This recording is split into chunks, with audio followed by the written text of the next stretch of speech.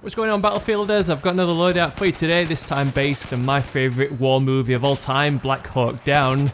So you might have guessed from the feature movie, or even by the title of this video, that we're going to set up a loadout based on Delta Force. Black Hawk Down is definitely one of the best military movies of all time, featuring the US Army Rangers and Delta Force, which is based on the true story of the Black Hawk helicopters that were downed in Mogadishu, and as a result was this massive rescue mission and gunfight. We're going to use the support kit in Battlefield 4, as we'll discuss a little bit later, because of some of the equipment choices that's available only for support. And I'm going to list the difficulty for this one as moderate once again.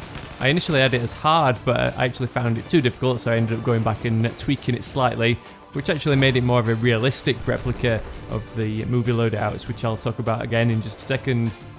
So just like all these loadouts, they're all based on movies, so we've got some kind of reference material and an excuse to use some cool footage in these videos. But let's get started, and first of all take a look at the weapon setup for the Delta Force loadout. So the operators in the movie all use some kind of Colt Commando variants, so the closest weapon we've got in Battlefield 4 is the M4. According to IMFDB, we can see that these weapons are configured with aimpoint reflex sights, surefire flashlights, and some of them are equipped with a different flash moderator as opposed to the standard Colt's barrel. Now, the reason I had this setup listed as hard difficulty was that I initially had the M145 scope to represent the aimpoint reflex sights, but I just couldn't get on with that high zoom, and after playing with this setup for hours, I'd hardly got any decent clips, so I ended up just deciding to switch it out for the PKAS, which although is a Russian sight, it does at least appearances-wise look a lot more like those aimpoint scopes. The PKAS is obviously the Russian variant of the holographic sight, so it's not got those high magnification levels, just a one-time zoom, so it's much easier to use without it enhancing that recoil, because we're not using any kind of underbarrel grip to help tame it. We've got the option of both the tactical light and the flashlights to represent those surefire flashlights used in the movie, but because we don't see them activated all the time and the weapons in the movie do have a little pressure switch taped to the forestock, I'm going to go with the tactical light for that ability to only turn it on when you aim down sights. Then the third and final attachment we'll equip is, if you've unlocked it that is, the flash hider to represent that unusual modification on those movie weapons. The sidearm of choice for those Delta Force operators is the 1911. And just like with all these military loadouts so far, we're going to have to leave all the attachments as stock, so stick with the default iron sights, equip no accessory, and leave the standard barrel. So there was a wide range of options that I could have chosen for this Delta Force loadout based on the movie, but the first option I've gone for is the Incendiary Grenade.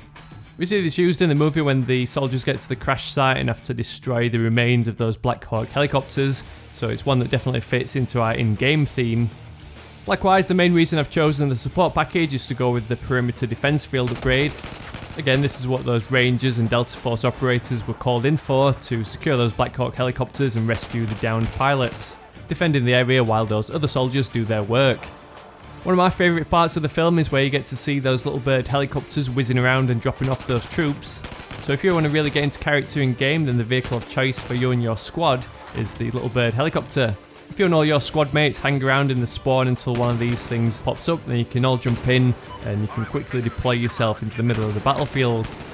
Then as always, I'm going to finish off this loadout with a special bonus item. This is an item that's a perfect addition to the theme, but it's one that's only available as part of a battle pack. But in the case of this Delta Force loadout, I'm going to go with the spray desert weapon camouflage. We do see various kinds of cool spray jobs on those weapons in the movie, so this option in Battlefield 4 is just going to allow us to tart up our weapon in game. So as always, if you do enjoy these loadout videos, I'd really appreciate a thumbs up. They do take a fair while to put together, watching all the movies and then playing around with the various setups. So if you'd like to support my videos and help my channel grow, a thumbs up or a share is really the best way to do so.